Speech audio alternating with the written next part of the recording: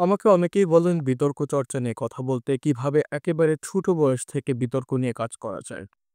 বিতর্ক হচ্ছে সেই যুক্তিসিদ্ধ একটি চিন্তা বা যুক্তিসিদ্ধ একটি মননের বহিঃপ্রকাশ যেখানে আমরা কোনো একটি বিষয়কে প্রতিষ্ঠার জন্য কথা বলি।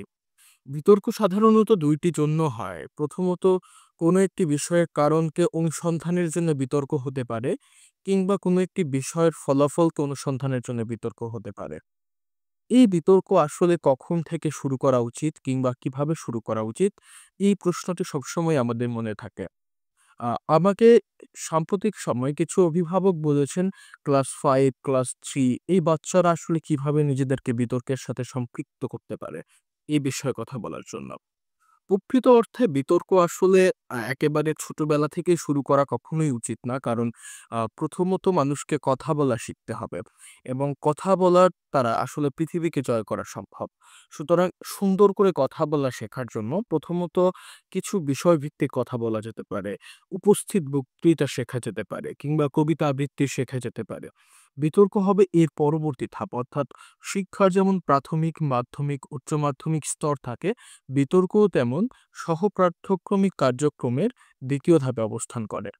এক্ষেত্রে বিতর্ক শেখার জন্য প্রথমত যেকোনো বিষয়ে ক্লাস 3 একটি বাচ্চাকে আপনি যদি বলেন বাল্যবিবাহ রোধে দরকার সামাজিক সচেতনতা, ওই বাচ্চাটিকে কখনোই আপনি বোঝাতে সক্ষম হবেন না যে আসলে বাল্যবিবাহ কি কিংবা সচেতনতা কি।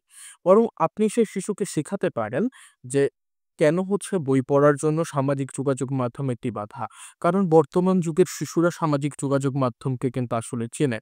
অর্থাৎ আজকে একটি মানুষকে শেখাতে হবে, একটি ছোট বয়সের মানুষকে একেবারে ১ম এ যখন বিতর্ক শেখাচ্ছি, আমাদের জানতে হবে যে কিভাবে একটি বিষয় সম্পর্কে কথা বলতে হয়। যখন আমি কোনো বিষয় সম্পর্কে কথা বলতে চাই, তখন বা কোনো রচনা যদি আমি লিখতে চাই, তাহলে সেই মুহূর্তে আমার কয়েকটি জিনিস প্রয়োজন হয়। যেমন একটি সুন্দর সূচনা, দ্বিতীয়ত একটি সুন্দর বর্ণনা এবং তৃতীয়ত হচ্ছে একটি উপসংহার। এখন সূচনা এবং উপসংহার ২ টা জায়গা আমরা বক্তব্যের ক্ষেত্রেও ব্যবহার করি। তবে বর্ণনার ক্ষেত্রে আমরা কয়েকটি ধাপ অনুসরণ করতে পারি। প্রথমত আমি যে বিষয়টি নিয়ে কথা বলছি, বিষয়টি বলতে আসলে কি বোঝায়? বিষয়টি দ্বারা আসলে কি হচ্ছে? এটি কিভাবে উদ্ভব হয়েছে? কিংবা এই বিষয়টির উপকারিতা কি? অপকারিতা কি? এটা কিভাবে সামনে আগাবে? এইভাবে আমরা বর্ণনাটা দিতে পারি। ধরুন আমি কোনো একটি বিষয়ে বিতর্ক করব, বিতর্কটি হবে সামাজিক সচেতনতা নিয়ে। সো সেই ক্ষেত্রে আমাকে অবশ্যই সামাজিক সচেতনতা নিয়ে একটা সুন্দর শুরু করার পরে আমাকে বলতে হবে যে সামাজিক সচেতনতা বলতে এমন একটি নৈতিক গুণকে বোঝায় যে গুণটি আমাদের ভালো কিংবা মন্দ ২ টি জিনিসের পার্থক্যকে বুঝতে সাহায্য করে এবং পার্থক্যকে বুঝে আমাদের ভালোটিকে গ্রহণ করে খারাপটিকে ত্যাগ করা শেখায়। এই যে একটি সংজ্ঞা দিলাম, এটাকে বলা হয় বিতর্কের সংজ্ঞায়ন। অর্থাৎ আমাদের সংজ্ঞায়নকে যুক্ত করতে হবে এবং সংজ্ঞায়নকে যুক্ত করার সাথে আমাদের বিবৃতিমূলক কিছু কথা বলতে হবে।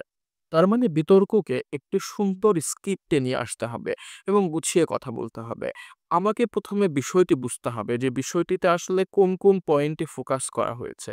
যে সকল পয়েন্টে ফোকাস করা হয়েছে আমাদের দেখতে হবে যে এই সকল পয়েন্ট বলতে আসলে কি বোঝায়। একটি বিতর্কের বিষয়ে অনেকগুলো শব্দ থাকতে পারে। তবে সবগুলো শব্দ নিয়ে প্রকৃত অর্থে বিতর্ক হয় না। বিতর্ক হয় সাধারণত একেবারে মূল শব্দে।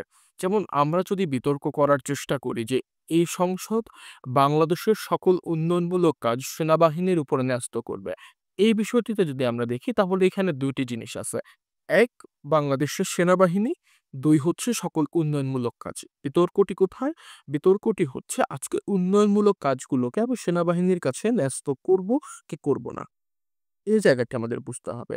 অর্থাৎ আজকে এখানে একটা সলিউশন এ আসতে হবে আমাদের। তার মানে বিতর্কটি আসলে ২ জায়গায় হচ্ছে।